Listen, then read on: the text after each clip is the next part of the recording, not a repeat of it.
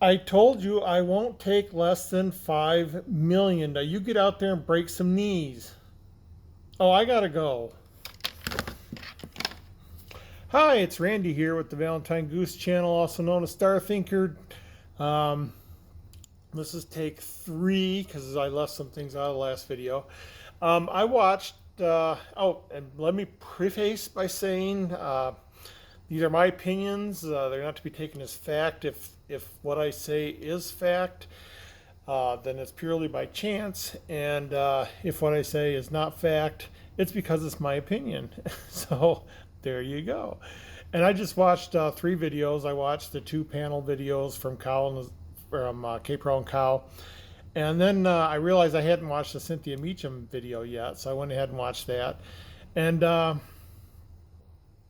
gives some insight.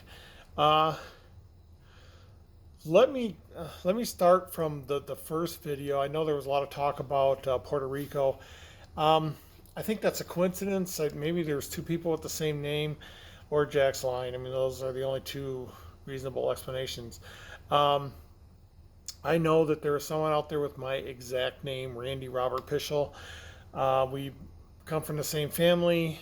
He's my nephew. Uh, and I know that people will Google my name and be like, "Well, why is Randy on a track team in high school? He's 50 years old." So, like, uh, that doesn't, So I don't think it's out of the realm of possibility that there's somebody else out there with a similar name. Um, and then tonight's video, they talked a lot about the Cynthia Meacham video, which I thought was interesting because she showed an email where she had written something to Jack, or not to Jack, she had written something to Forrest about the path she was taking to solve the 9 clues, and she wrote down, I'm a little bit fuzzy on that, but there was 3 things she wrote down, and he said something like, "Now go get the treasure," and uh, you know, to me and to a lot of people, that was like a personal hint that she was on the right track. This is why I don't answer emails at all. I don't. I want to avoid even appearing to give the slightest hint. Um, so, yeah, I'll reiterate. If you want to talk to me, post in the Facebook group or something, and I'll answer publicly if I can answer. Anyway, um, but I want to also preface this by saying that Forrest reminds me a lot of my dad. So I'm biased. Every interview I've seen of him, everything he says, every email I've read, or, and people who said, "Oh, he said this to me," it's just uncanny. It's like everything my dad would do if he was in that situation. And so every time I think about what would Forrest do, I'm also thinking, what would my dad do? My dad he had kids late in life. He was like 60 when I was born, and I never knew like a young dad. And my dad was always old and gray and couldn't do much. Uh, so, but he was about the same age as Forrest, and so I think there's some parallels there, and I think it's not too out of the realm to think, oh, if my dad would do this, it's probably something Forrest would do, or if Forrest did that, that's something my dad would do. Um, so having said that, I think Forrest didn't give a damn that he hid the chest in Yellowstone National Park, or Yellowstone Park as he said it. Um, I think he had a spot. He wrote the poem about the spot. He spent a lot of time on it. He went out there and he hid the chest. He released everything, and everything was good and happy until someone mentioned to him, like, "Hey, it might be I think came out in conversation to one of his close personal friends or family that it was in Yellowstone, and someone might have said, "Hey, that's a bad idea. There's going to be there's rules in Yellowstone. You're breaking laws and all this stuff." And so I think that's why, and from what I understand, he hired a lawyer to check things out after he hid the chest. And I think that's why he realized, oh, maybe I should have thought this through. Maybe I should have but shoulda didn't count. He had already done it. Um, and I think he, he got the lawyer, and that's why he started talking about, the different types of land and the different type of land ownerships, and he was trying to justify why he hit it in Yellowstone without actually saying he hit it in Yellowstone. He did say, the letter that was written to the judge, that's like under oath. So I don't know why people don't think it's in Wyoming. If you're under oath to a judge and you say it's in Wyoming, it better be in Wyoming. So, but yeah, I think he just didn't give a damn. He just went out and did it. He didn't care. He thought people would visit Yellowstone and look for his treasure. And having done that, I think that is why the hunt ended the way it was. And I always picture the hunt like a rope. And you got a rope, and the hunt ended, instead of being cut off clean like a lot of hunts, it's all frayed. There's strands going everywhere, and everyone's got their own strand, and there's groups of strands, and it's a frayed rope at the end. It didn't end cleanly, that's for sure. And I think, Jack, it's a big prize, and I'm sure Jack got a lawyer, and the lawyer looked at all the facts and said, you know what, until, we research this, don't say anything about anything, because at the time there was lawsuits and, being in Yellowstone. Personally, I don't think Yellowstone would come after anybody. I don't think they can fault people for what Forrest did. I think if they were going to go after anybody, it would be Forrest, and he's gone. And it would be bad publicity for them to go after the estate of Forrest Fenn. It'd be bad publicity for Yellowstone to go after anybody. But I think they will. If it comes out that it was in Yellowstone, they'll put out some strong statements saying no one better ever do this again, because we will come down on you. But I think this one is one they will let go, and I firmly believe that. And I think time will tell. But I think Jack was still under orders by a lawyer. If he's not under orders from a lawyer, and then I think he's just, and don't take this the wrong way, and no offense, but I think he's being a dick. Everyone wants to know where the treasure is, and saying it's going to be trampled, I don't think that's true. I think there's a core group that might go visit the spot, but I think it would be so spread out that it wouldn't do anything. I think what most people would do would be like, oh, that's where it is, and that's how the clues fit in. And there would be discussion about, how did these clues fit into this location? And people would go to Google Earth. I think Google Earth would take the brunt of anything. I don't think anything would be trampled. Like I said, there's probably a core group of maybe 50 people that would go visit that, and that's over the stretch of maybe a couple of years. And that's just my opinion, but I think he's picturing millions of people trampling this land, and it's not, that's just not going to happen. There's a lot of people that want to know, but there's only a few people that would probably actually go visit. And like I said, that would be spread out over the next couple of years. People would go to Google Earth and try to figure out the clues and maybe get some maps. I think that would be the brunt of what would happen. But as far as people going and trampling, I think he's picturing the Stampede, and that's just simply not going to happen. I think that's a silly thought, and I think he's making excuses. And the point was made tonight that he might not have the full solve. That's why it took him so long to find it, because Forrest said you could walk right up and find it. And I say that too about mine. But I think he had some of the clues, and he just brute forced the rest. He just went out and looked and looked and looked until he found it, and he still can't tie it into the 9 clues for whatever reason. But yeah, if he's not under orders from a lawyer, there's really no reason whatsoever that he can't give the clue out. I do believe it's his right to withhold it. Forrest left it on his shoulders. Forrest, for whatever reason, didn't release it. And yeah, that's his right, and that's his, no one should judge him for that. Well, I just did. I just judged him big time. but you know, it's his decision, and ultimately I do respect that. But I just think it's a bad move. Um, so what else? Um, I'm looking at my notes here because as I was watching the videos, I thought, oh, this is a good point, and this is a good point.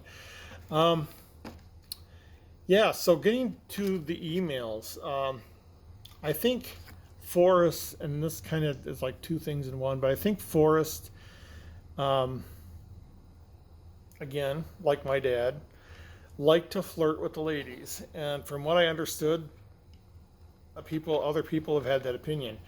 Um, my dad was married 5 times. Uh, he flirted with everybody. Oh, it was so hard to go into a restaurant with him because it's like, you know, like I said, I was a little kid and he was already older, but I'm like, we're gonna go into this restaurant and he's gonna flirt with the waitress and it's gonna be embarrassing. And you know, no matter where he was, the checkout counter in a gas station, any place, you know, he would just make a beeline for the nearest woman and start making jokes and stuff and making her laugh. And I'm like, oh, I'm the total opposite of that.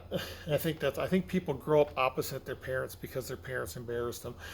But that's I can picture. I don't know if Forrest was like that hardcore or whatever, but I do think he.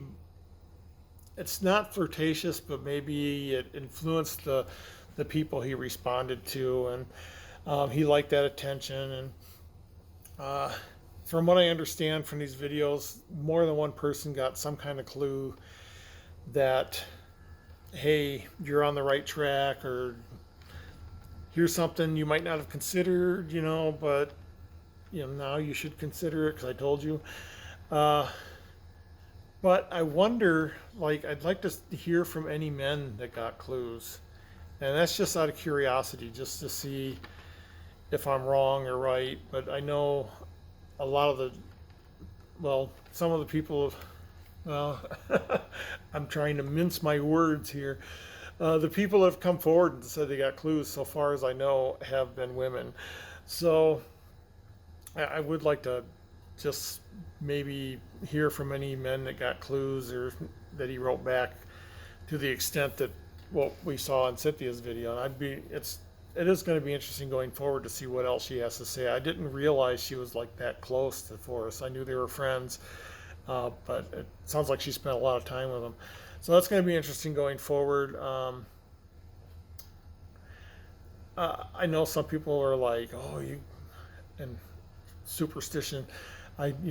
Honor the dead. Don't disparage the dead. But Forrest Fenn is gone, and if there were secrets between two people and he's gone, I don't know. I think that's fair game. One person's gone. I don't think he's looking down from anywhere or looking up from anywhere, so he's not judging anyone. When I'm gone, I'm sure people will come forward with secrets about me. And I just lost a classmate, and I got secrets about him. When we were playing baseball one time, and when it was me and my 2 friends, the one that just passed away, and there was another guy there, and he jumped the fence to get a ball. It was just the 4 of us. He jumped the fence to get a ball, and he fell and broke his arm. And we didn't believe him. And it's like, it's one of those things you feel really bad about because it was probably a good 15, 20 minutes of us going, get up, you're faking it. And when he did finally move, and we could see his arm was bent in like 3 different places, and we were like, he really did break his arm. But everybody involved, all 3 of the other people are gone. So it's like, okay, is that really a secret anymore? It wasn't really a secret then, but we never really talked about it. But that kind of thing. I don't think he'll mind that any email he sent out that might have been private gets shared now or anything. I also don't think there's any kind of book deal or movie deal. I know Michael Stather's treasure trove hunt was huge, and boy, when I got the snail, I received hate, and I know Sassy talked about that in her video tonight, where she was sued and people didn't believe her, and no matter what proof she put forward, didn't believe her. And I mean, I had the token. I could actually show it on in pictures, and they're like, no, that's not the token. And then we had lunch. The 12 finders. The 13th wasn't there yet, but we all got invited to Tiffany's in New York, and we sat down and had lunch, and everybody had the same experience. People didn't believe him. Oh, you're a shill for Michael Stafford. Oh, he just wants to sell more books. Oh, you're lying through your teeth. You're faking it for attention. The negative people, and they outnumbered the positive people like 10-1. So it's like, I know there's more positive people out there, but it's the negative people that just feel like they need that attention, and they're very vocal and very loud, and that's all you hear is the negative. And it got so bad that I went offline for about a month. And my son, luckily my son never like gave out his email or anything, because he was getting in the forums, he was getting hate too. He's the one that actually found the token. And it's like all 12 of us had, and then people were talking, oh, there's going to be movies and books. This was such a big hunt and there's so much interest in it. None of that came to fruition, because once the hunt is over, and Michael put out a book with all the answers in it, and that satisfied everybody. I don't think a movie would have made $1. And I think the same with Forrest Fenn. I don't think there's going to be a movie. If there's a book, it'll not be a bestseller or anything. But people are saying, oh, Jack's holding out for a book or a movie. And I know there's some people working on documentaries and stuff. I just don't see that there's enough of an interest for any of that to be profitable. Yeah, the Forrest Fenn community is going to watch it out of curiosity, but after that, who's going to watch it, unless you got some kind of hook that the general public is going to want to see that's not treasure hunt related.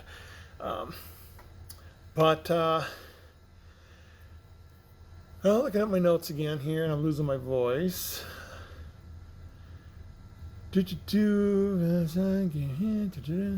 think I made all the points I was thinking of.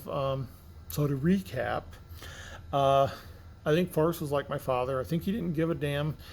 Hid the chest where he wanted to. He didn't care if anybody was going to sue him or anything. He didn't think of that. And then someone mentioned it to him, so he hired a lawyer. And then he did talk about the different kind of lands and renting a cabin. And I think all that played into that somehow. Maybe he rented a cabin in Yellowstone, and it's near a cabin because he rented the cabin.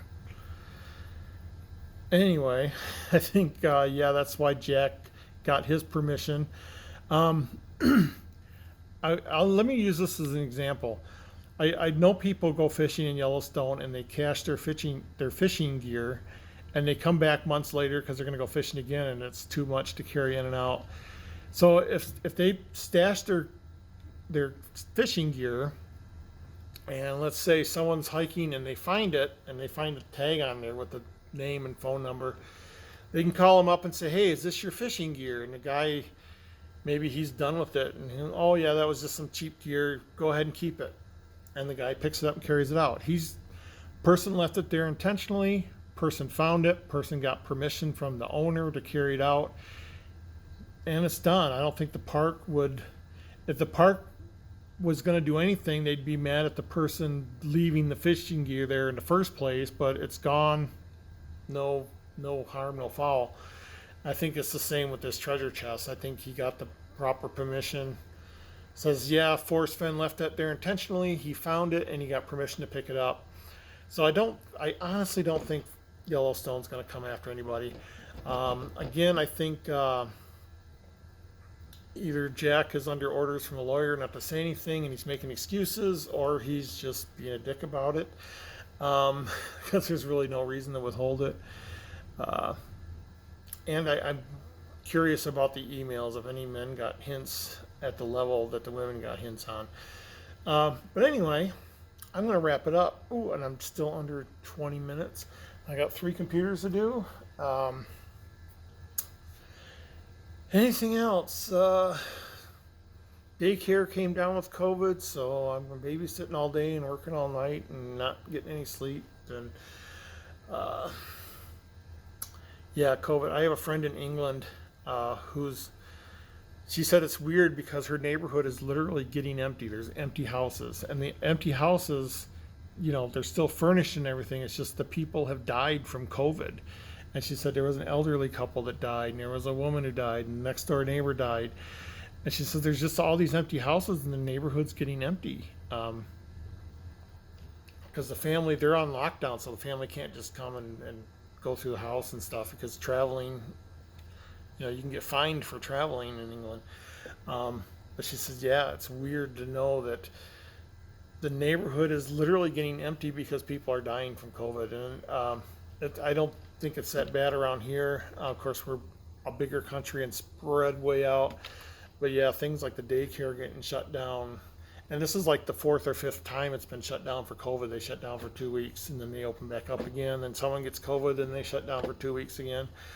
I know where my friend works, 11 people got COVID like 3 or 4 weeks ago. And then this week, 9 new people got COVID. So it's like 2 big clusters in the same work area. She's already had it, and so she thinks she's safe. So, but you never know. That was a hard time, and yeah, life is just giving me lemons. I'm trying to make lemonade. I'm on so many meds now, and yeah, it's weird going through life in this day and age.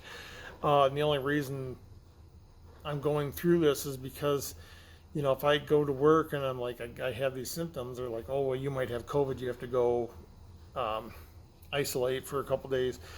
And I'm like, no, it's pre-existing, it's nothing to do with COVID. But so now I'm being treated finally for something that I've had for years.